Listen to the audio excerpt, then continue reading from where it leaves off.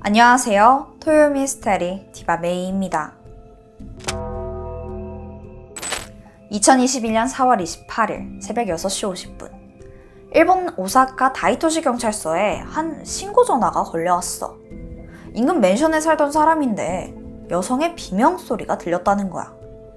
경찰은 곧바로 출동했는데 현장에 도착해보니까 이게 화재 사건이더라고. 그 맨션 2층에 불이 막 활활 타고 있는 거야.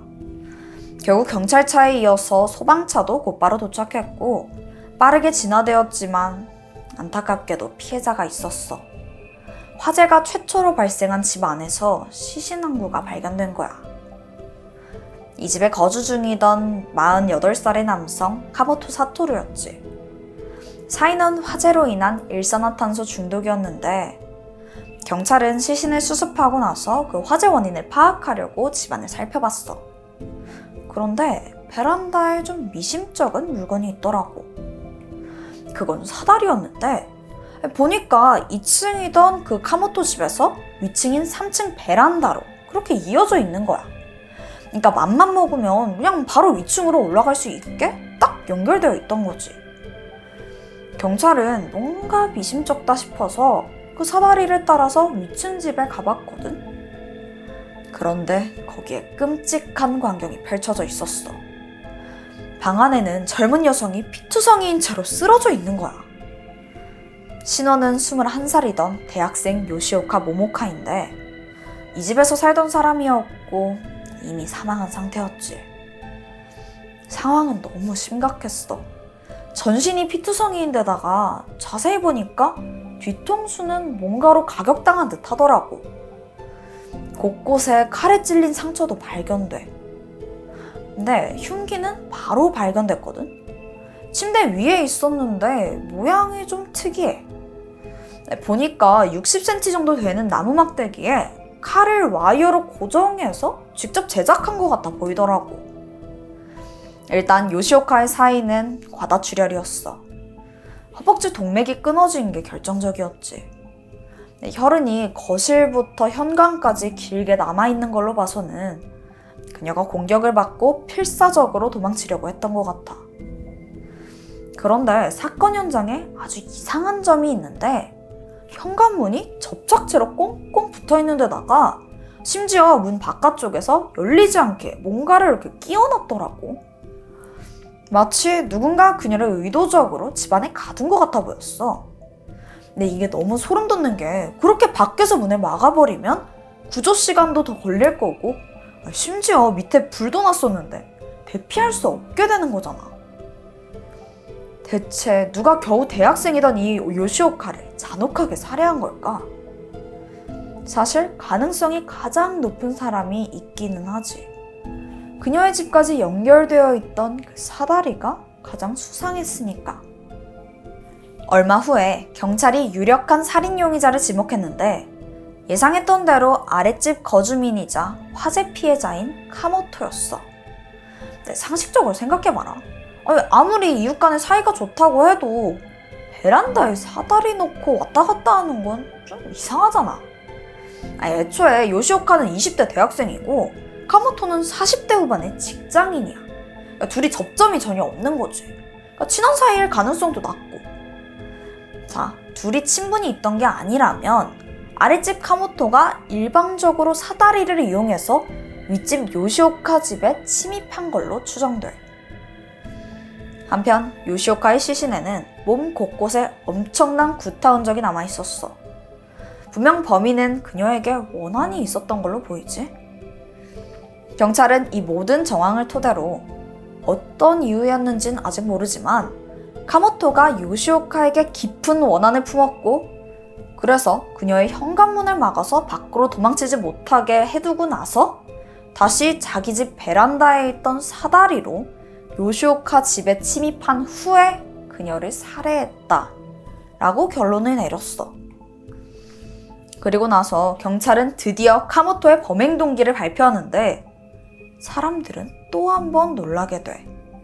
그 범행 동기가 뭐였냐면 현대인들에게는 너무나 익숙한 주제. 바로 층간소음이야. 사실 우리나라에서도 크게 문제되곤 하잖아. 특히 아파트나 다세대 주택에서 이런 갈등이 빈번하기도 했고. 요시오카랑 카모토가 살던 곳은 5층 정도 되는 맨션인데 여기가 지어진 지 26년이나 된 철골조 건물이야. 참고로 철골조 건물은 철로 기둥을 세우고 그 나머지는 나무 같은 걸로 마감을 한 건물이거든. 그러다 보니까 콘크리트 건물보다는 그 방음에 취약하다고 해. 대신 그만큼 월세가 저렴하대. 일본의 많은 건물들이 철골조 방식으로 지어져 있어서 일본에서는 흔하게 볼 수 있는 구조이기도 하고. 그러니까 이 맨션이 특별히 막 방음이 최악이다라고 하기도 그렇고 뭐 그렇다고 해서 훌륭하다라고 하기도 애매한 그냥 평범한 건물이었던 거지. 관리 직원 말에 따르면 억지로 막 시끄럽게 소음을 만들어내지만 않으면 뭐 주민들 사이에 큰 트러블은 생기지 않는다고 해. 그러니까 생활소음 정도는 서로서로 이해하면서 지냈다는 거지. 그러면 혹시 살해당한 요시오카가 비정상적으로 시끄러운 그런 문제 많은 이웃이었냐고? 아니, 일단 요시오카에 대해서 조금 더 자세히 알아보자면 요시오카는 밝고 친절해서 어렸을 적부터 인기가 많았다고 해. 대학에서는 축구부 매니저도 맡았었고 일본에서는 운동부 선수나 매니저를 맡은 애들이 완전 인싸거든? 그러다 보니까 당연히 친구들도 많았었고 요시오카의 SNS를 보면 종종 자기 집에 친구들을 초대해서 함께 소소한 파티를 즐기기는 했던 것 같아.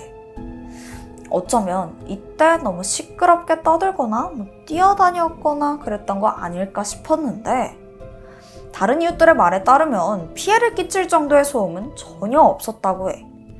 무슨 관리사무소에 민원이 들어왔던 적도 단 한 번도 없었었고 물론 요시오카 바로 아랫집에 살던 카모토는 다른 이웃에 비해서 소음을 더 크게 느꼈을 수도 있기는 하지.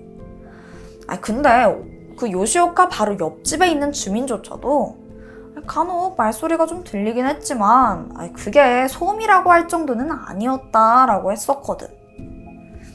한편 경찰은 카모토에 대해서도 조사하다가 새로운 사실 한 가지를 알게 되는데 그는 전에 살던 맨션에서도 층간소음으로 이웃과 다툰 적이 있더라고. 그리고 카모토 가족들이 말하길 그가 유난히 그 생활소음에 민감했었대. 예전에 옆집에 살던 이웃도 분명 자긴 아무런 소리도 안 냈는데 카모토가 막 시끄럽다면서 위협하고 그런 적도 있다고 하더라고. 분명 이웃은 꼼짝도 안 하고 그냥 침대에 누워있기만 한데 그러니까 그러면 소음 낼 상황이 전혀 아니잖아. 그런데도 카모토가 막 벽을 쿵쿵 치면서 조용히 좀 하라고 화를 냈던 거지. 이게 상식적인 행동은 아니잖아. 애초에 꼼짝도 안 했는데 무슨 소리가 나냐고. 결국 그 이웃은 이 사람 쎄하다 싶어가지고 더 큰 일을 당하기 전에 이사 가야겠다고 생각했고 서둘러서 집 구해서 그냥 바로 나갔다고 해. 알고 보니까 사실 그 죽은 요시오카도 카모토가 좀 이상하다는 걸 알고 있었어. 그래서 종종 지인들한테 아랫집에서 맨날 시끄럽다고 하도 소리 질러서 너무 무서워 라고 말하기도 했었대. 알고 보니까 정작 카모토가 사는 집에서 맨날 그 조용히 좀 하라는 고함이 들려온다는 신고가 몇 번이나 접수됐었었고 그니까 사실은 지가 제일 시끄러웠던 거지. 반면 요시오카한테는 아까도 말했듯이 민원이 단 하나도 없었잖아. 근데도 단 한 사람 아랫집의 카모토만 그 요시오카에 대해서 불만을 품었던 거지. 사건의 잔혹성이나 이웃들의 증언을 들어보면 카모토는 분명 그 정신 상태가 매우 불안정해 보였다고 해. 아무 소리도 안 나는데 막 시끄럽다고 소리치고 그러면 그게 멀쩡해 보이진 않잖아. 그런데 뜻밖에도 그 이웃을 제외한 주변 사람들, 그러니까 뭐 동료나 그냥 친구들한테는 지극히 정상적인 사람으로 기억됐다고 해. 이게 참 아이러니하지? 카모토에 대해서 조금 더 알아보자면 8년 전 본가를 떠나서 오사카에 이사한 후에 한 5년 정도 가구 공장에서 배송기사로 일을 했었었고 작년 6월부터는 경비회사에서 일을 하고 있었어. 심지어 회사에서는 절대 지각이나 결근을 하지 않는 엄청나게 성실하고 바른 이미지였대. 굳이 특징을 하나 꼽자면 그냥 혼자 일하는 걸 더 선호한다? 뭐 이 정도? 직장에서는 특별히 누구랑 친하게 지내고 그러진 않았던 것 같아.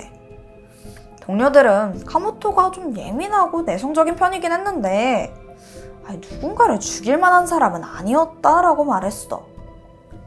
하지만 그가 범죄를 계획한 정황들은 속속 드러나. 카모토는 범행 전 인근 마켓에서 등유와 흉기를 구매했더라고. 즉 카모토 집에서 발생한 그 화재는 스스로 저지른 거라고 볼 수 있지. 또 몇 주 전에는 인터넷을 통해서 그 사다리를 미리 주문했었었고, 살인범행은 철저하게 계획된 거야. 봐라, 좀 정리해보면 범인 카모토가 층간소음으로 스트레스에 시달렸고 결국 위층에 살던 요시오카를 살해한 뒤 불을 질러서 스스로 목숨을 끊었다는 거잖아. 그것도 윗집의 현관문을 아예 봉쇄해버릴 정도로 치밀하게 말이지. 2021년 8월 오사카 경찰은 살해 및 방화 혐의 용의자로 카모토를 지목했고 같은 날 용의자 사망으로 해당 사건에 대해서 불기소 처분을 내렸다고 해. 그렇게 사건은 그냥 종결되었고, 그런데 여전히 찝찝함이 남아. 피해자랑 가해자 모두 사망해버려서 그 사건의 자세한 내막은 알 수가 없잖아. 정말 둘 사이에 층간소음이 발달이었을까? 멀쩡하던 사람이 너무 하루아침에 돌변해버렸으니까. 결국 사건에 대한 정확한 전말은 미스테리로 남을 수밖에 없었어. 일본의 한 대학 교수는 카모토가 편집증적인 의심을 했던 게 아니냐고 추정했는데, 그러니까 단순히 위층의 소음 때문에 스트레스를 받는 게 아니라 제가 나를 괴롭히려고 일부러 소음을 내는 게 틀림이 없어. 약간 이런 피해의식과 망상에 빠졌을 수도 있다는 거지. 반면에 일본 건축 전문가는 카모토가 실제로 층간소음으로 고통을 받았을 수도 있다고 지적했어. 사실 소음이라는 것도 상대적일 수가 있잖아. 아까 말했듯이 그 집 구조 자체가 엄청나게 방음이 잘 되는 건 아니다 보니까 누군가에게는 그 사소한 소음이 크게 들릴 수도 있었다는 거지. 하지만 사건의 진실이 어떻든 간에 요시오카는 살해당했어. 그녀는 누군가가 자기한테 큰 분노를 품고 있었다는 그 사실뿐만 아니라 그 이유조차도 전혀 알지 못한 채 그렇게 세상을 떠나고 말아. 맨 처음 기억나? 이웃들이 비명소리를 듣고 신고했었잖아. 그게 요시오카의 비명소리였는데 당시 엄마! 이렇게 외치면서 도움을 청했다고 해. 그녀의 외마디 비명소리가 너무나도 가슴 아프게 다가오는 것 같아. 얼마 전인 10월 29일 뉴욕의 한 아파트에서도 층간소음으로 다투다가 홧김에 위층에 살던 아빠와 아들을 총으로 살해한 사건이 있었어. 4년 전에 이사 온 후 직후부터 층간소음으로 인해서 이웃 간의 사이가 쭉 좋질 않았었대. 이렇게 층간소음 문제는 날이 갈수록 심각해지는 것 같아.